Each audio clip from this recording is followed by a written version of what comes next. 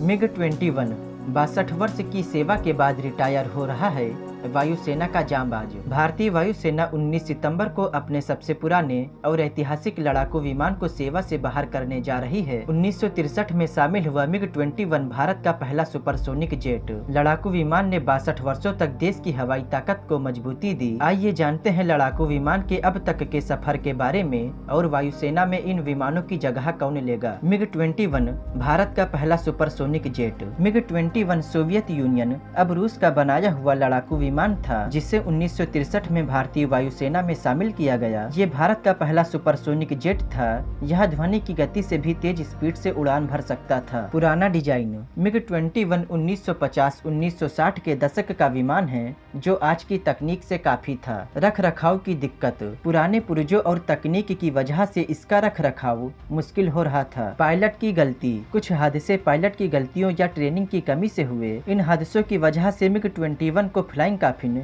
या उड़ता ताबूत कहा गया। हालांकि कुछ विशेषज्ञों का कहना है कि मिग-21 की संख्या ज्यादा थी। सन 2000 में अपग्रेड किए गए मिग-21 बाइसन। समय के साथ मिग-21 पुराना हो गया। इसके अपग्रेडेड वर्जन मिग-21 बाइसन को उन्नत प्रणालियों से लैस किया गया। इसमें नया रडार, मिसाइल और हेलमेट माउंटेड साइट्स जोड़े गए। फिर भी इसकी उम्र और डिजाइन की कमियां सामने आईं।